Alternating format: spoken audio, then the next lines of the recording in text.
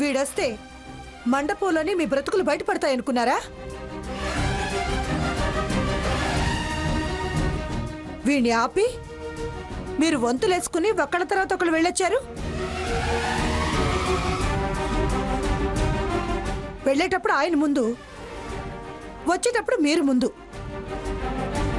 పైగా మావయ్య గారితో సీతారామరాముల పెళ్లి జరిగిందని సంతోషంగా చెప్తున్నారు.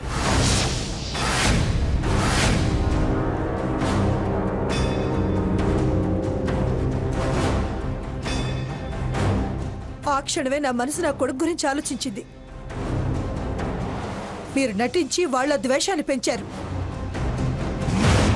వాడు ఆ కోపంతో ఏం చేస్తాడో అని భయపడి చచ్చాను.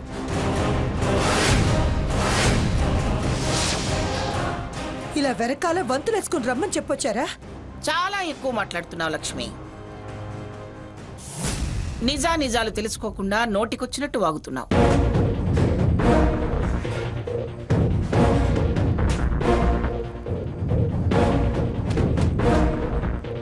దాని పెళ్లే జరగనివ్వనన్న దాన్ని వీడితో అని తెలిస్తే, వీడు ఫలానా అని తెలిస్తే ఎందుకెళతాను, ఎలా జరగనిస్తాను?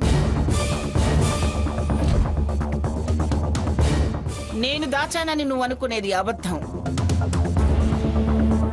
వాళ్ళు నాకు ఏ విషయమూ తెలియనివ్వకుండా దాచింది నిజం. వీళ్ళు గుమ్మంలోకి వచ్చేదాకా వీళ్ళిక్కడికి వస్తారని, వచ్చే ధైర్యం చేస్తారని నేను ఊహించలేదు. నేను రావాలనుకోలేదు.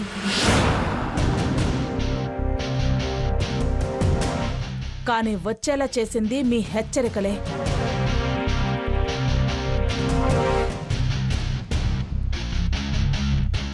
ఎక్కడో దూరంగా నా బతుకు నేను బతుకుతున్న దాన్ని పనిమాల రెచ్చగొట్టారు.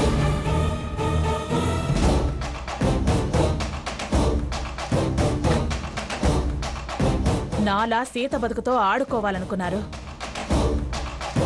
నేను నా కొడుకు ఈ అమాయకురాలని మీ నుంచి రక్షించాలనుకున్నా.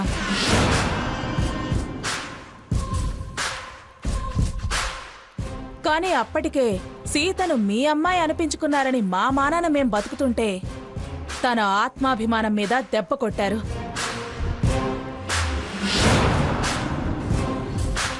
గుణహత్య చేశారు.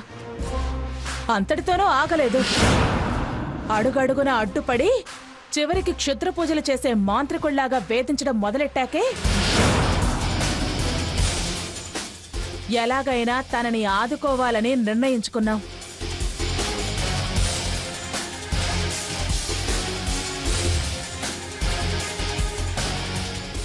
గంట క్రితం కూడా మంటపానికొచ్చి పెళ్లాపి సీత బ్రతుకుని నాశనం చేయాలనుకున్నారు.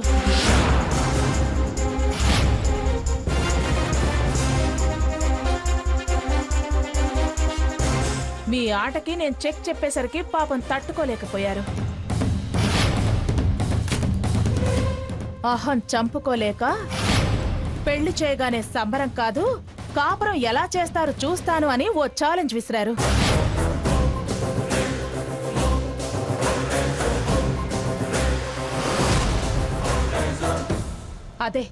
అదే ఆ మాటే నన్ను నా కొడుకు భవిష్యత్తు గురించి ఆలోచించేలా చేసింది. అందుకే మీ దగ్గరికి తీసుకురావాల్సి వచ్చింది.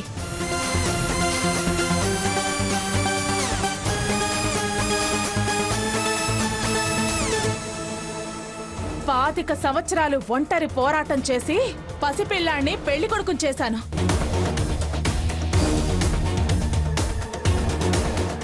ఏనాడు దేహి అని మిమ్మల్ని అడగలేదు, మీ గుమ్మ ముందు నిలబడలేదు. వీడికి నిజాన్ని చెప్పాను కానీ వాడా నిజాన్ని ప్రపంచానికి చెప్పలేక, ఊహ వచ్చిన దగ్గర నుంచి నాన్నెవరో చెప్పుకోలేక మానసిక క్షోభ అనుభవించాడు.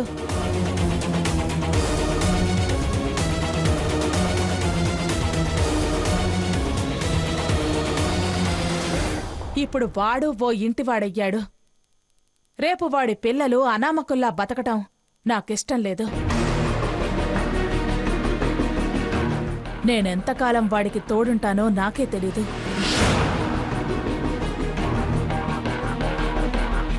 వాడి పుట్టుకకి నేనే సాక్ష్యం. ఈ సాక్ష్యం రాలిపోతే మీరెవ్వరూ నమ్మరు.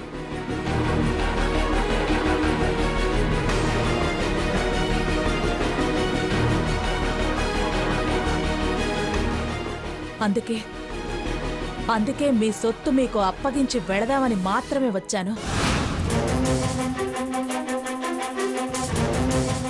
మీ మనవణ్ణి తీసుకెళ్లాను. మనవరాలతో సహా కలిపి మీ వారసత్వపు ఆస్తి పెంచి మీ చేతికిద్దామనే వచ్చాను.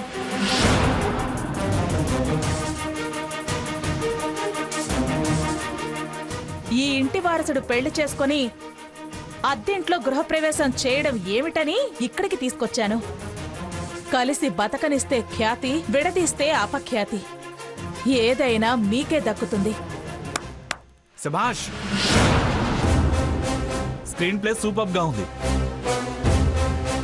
వీడు మీ సొత్తు అంటూ హక్కులు పొందేలా అప్పగింతలా?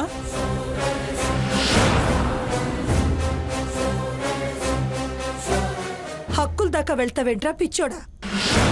అసలు లోపలికొచ్చే అర్హత ఉంటేగా.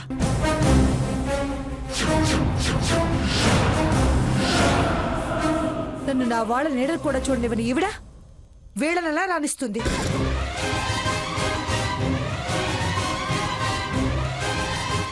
అదే జరిగితే నేను చూస్తూ ఎందుకుంటాను?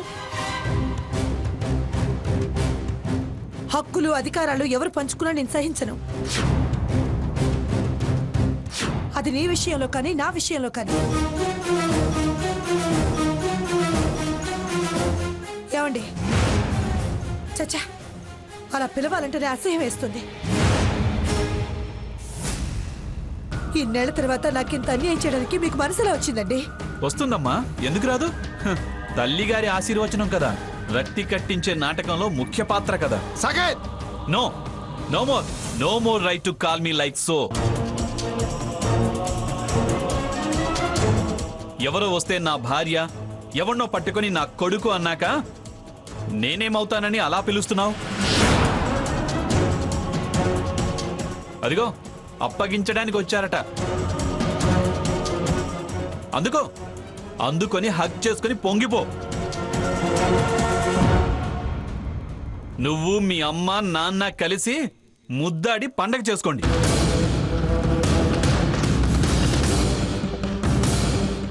ఉనికి కావాలట, గుర్తింపు కావాలట. నెత్తినెత్తుకొని వీళ్ళని ఊరేగించి గుర్తింపు ఇవ్వండి. కమాన్, ప్రొసీడ్. సాకేత్!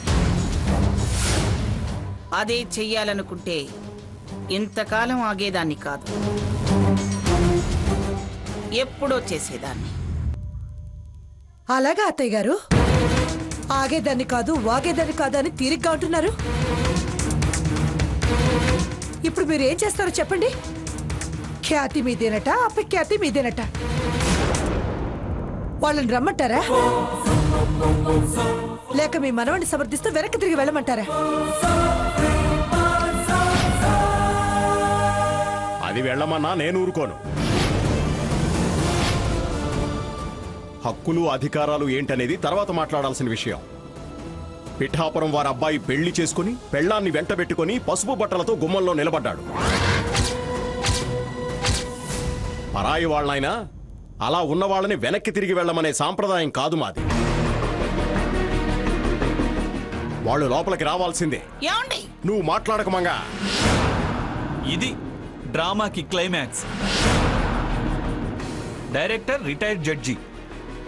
జగన్నాథం గారిచ్చే తీర్పు సాంప్రదాయం, మర్యాద అట.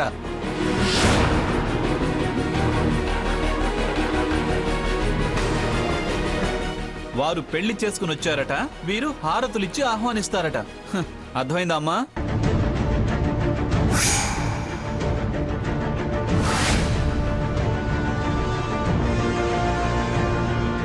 అదే మీ గౌరవ మర్యాద అనుకుంటే మాకు జరిగిన అన్యాయాన్ని ఏమనాలి? ఇంతకాలం మౌనంగా భరించిన కష్టానికి ఇదేనా మీరిచ్చే తీర్పు?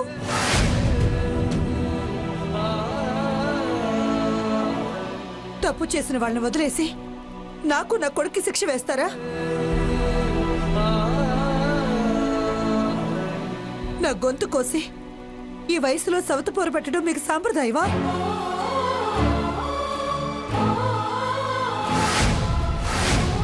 ఇప్పుడు గుర్తొచ్చాయా మీకు బంధాలు అనుబంధాలు? మరి మేం పెంచుకున్న వాటిని ఏం చేస్తారు? తుంచేస్తారా? అదే మీ సాంప్రదాయమేనా? ఇలా ఆడకో మగకో అన్యాయం చేయటమే మీ వంశాచారమా? అక్కడ మనవడు కాకుండా మనవరాలుంటే మీ ఆవిడ ఏం చేసి ఉండేది? నా కడుపున పుట్టిన బిడ్డను తను హత్య చేసి నా కొడుకు దృష్టిలో నన్ను దుర్మార్గురాలు చేయటం కూడా మీ ఆచారంలో భాగమేనా? ఏయ్, హద్దు మీరి మాట్లాడుతున్నావు.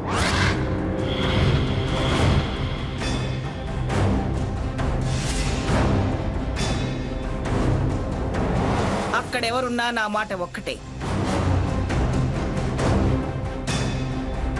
నేనేం వాళ్ళకి హారతిచ్చి రమ్మని ఆహ్వానించలేదు.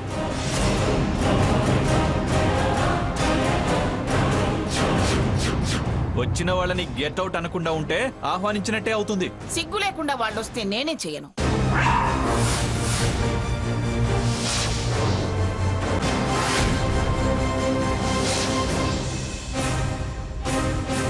అయితే తన్ని తరిమే అవతలికి.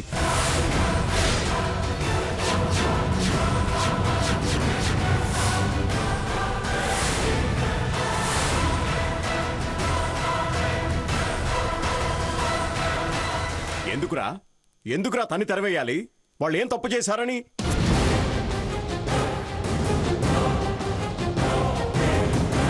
వాళ్ళని బయటికి వెళ్ళమనే అధికారం ఎవ్వరికీ లేదు. ఈ ఇంటి పెద్దగా నేను చెప్తున్నాను. అబ్బా, నీ పెద్దరికం నీకు ఇప్పుడు తెలిసిందా?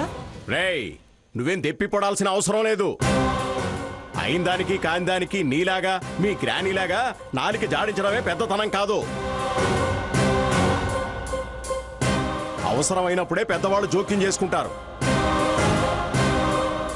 ఇప్పుడు మీరు జోక్యం చేసుకుని చెప్పే ముగింపేంటి? ఈ పరిస్థితుల్లో నేను ఇందాకన్నదే ఫైనల్.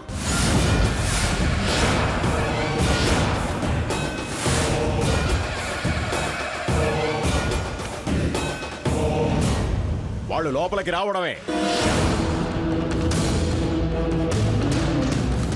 ఆ ముగింపే మీరు ఇవ్వదలుచుకుంటే కథ మళ్ళీ మొదటికొస్తుంది. మొదటికొస్తే నష్టపోయేది నువ్వే.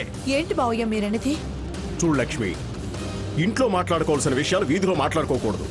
ముందు అందరూ ఇంట్లోకి పదండి. నో, ఇంత దూరం వచ్చాక ఇల్లు లేదు, వీధి లేదు. ఈ విషయం ఇప్పుడే ఇక్కడే తేలాలి. ఏంట్రా తేలాల్సింది? వీళ్ళెవరు, మేమెవరు?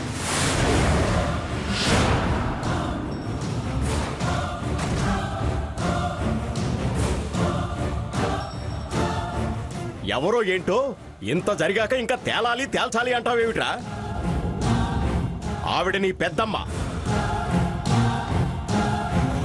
వీడు నీ అన్నయ్య. తాతయ్య. అవునరా, మీ ఇద్దరికి నేను తాతయ్యనే. ఇది నాయనమ్మే.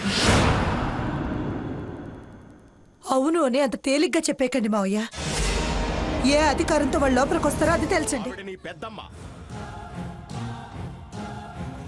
వీడు నీ అన్నయ్య. తాతయ్య. అవునరా, మీ ఇద్దరికి నేను తాతయ్యనే. ఇది నాయనమ్మే. అవును అని అంత తేలిగ్గా చెప్పేకండి మావయ్య. ఏ అధికారంతో వాళ్ళు లోపలికి వస్తారో అది తెలుసండి. చూడమ్మా, నాకు తెలిసి వాళ్ళు ఏ అధికారాలు కోరి రాలేదనిపిస్తోంది.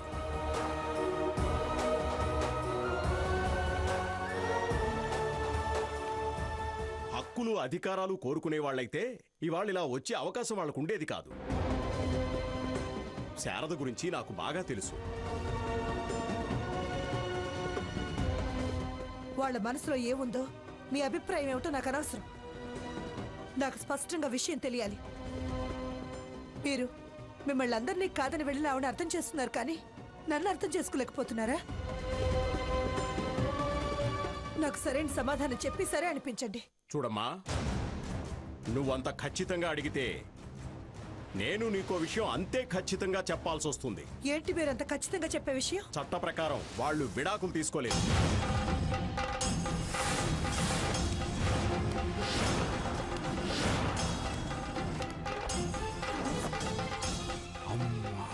అంటే వాళ్ళకి హక్కులున్నాయనగా అర్థం? హక్కుంటే అధికారం ఉన్నట్టేగా లెక్క. అలాంటప్పుడు మేమేమైపోవాలి? ఎవరు ఏమైపోరు, ముందు లోపలికి రండి. మీరేం అవరు అయిపోరు. హాయిగా ఆవిడ మా ఆవిడే, ఆయన మా వారే అనిపించుకుంటూ శోభన్ బాబులా జగపతి బాబులా వేషం వేద్దాం అనుకుంటున్నావా? ముందు అమ్మ ప్రశ్నకి సమాధానం వచ్చాకే మేము లోపలికి వచ్చేది.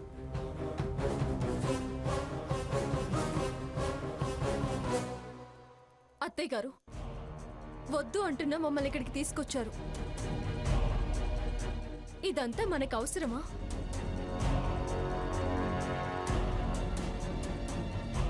మనం వెళ్ళిపోదాం పదండి. వాళ్ళు తేల్చుకునే విషయం వాళ్ళు తేల్చుకుంటున్నారు. నువ్వు తొందరపడకు సీత. తేల్చుకున్నా తేల్చుకోకపోయినా మనకు అనవసరం.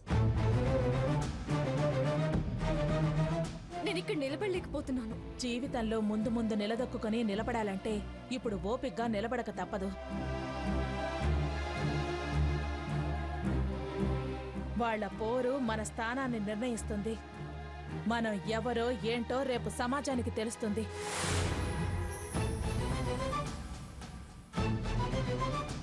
నేనేం స్వార్థంతో ఇక్కడికి రాలేదు. వదులుకున్న స్థానం కోరి అస్సలు రాలేదు. నా కోసం కాసేపు ఓపిక పట్టు. ఏంటి, ఏం సమాధానం చెప్పకుండా అలా నిలబడ్డావు?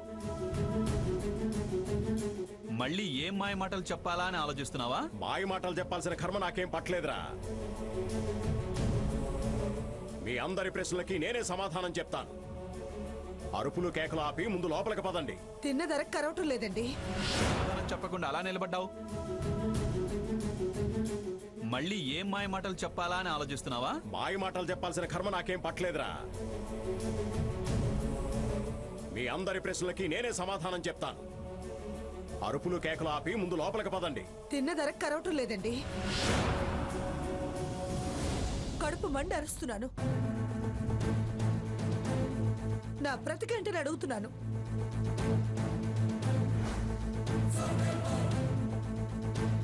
చెయ్యాల్సిందంతా చేసి అమాయకంగా దిక్కులు చూస్తున్నారా? మమ్మల్ని దిక్కులేని వాళ్ళు చేయటానికేగా ఇదంతా? నిజంగా మీరు నన్ను పెళ్ళంలా చూసారా? మనం చేసిన సంసారమేనా? ఇంత భయంకరమైన నిజాన్ని దాచారంటే మీకు అసలు మనసు మనస్సాక్షి అనే ఉన్నాయా? ఈ క్షణం కూడా వాళ్ళని లోపలికి పదండి అంటున్నారంటే నేనేంటి, నా స్థానం ఏంటి?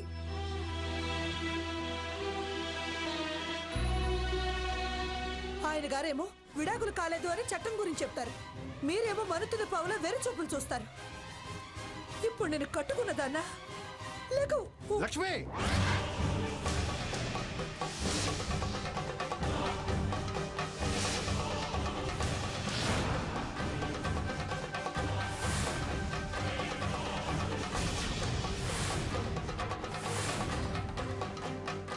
ఆ పిలుపు అలా పిలిచే అధికారం మీకు కావాలంటే నేను నా కొడుకు ముఖ్యమో, ఆవిడ కొడుకు ముఖ్యమో తేల్చి చెప్పండి.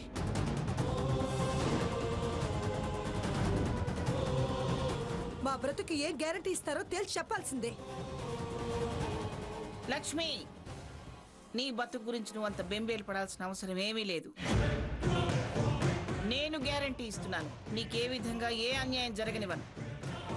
ఈ వీధి భాగవతం ఇక చాలు, పద లోపలికి. నేను మీ మాటలు ఇంకా నమ్మదలుచుకోలేదు. 25 సంవత్సరాల తర్వాత ఘోరంగా మోసపోయాను. మళ్ళీ మోసపోదలుచుకోలేదు. అమ్మా లక్ష్మి, 25 సంవత్సరాలు అని నువ్వే అంటున్నావు కదా.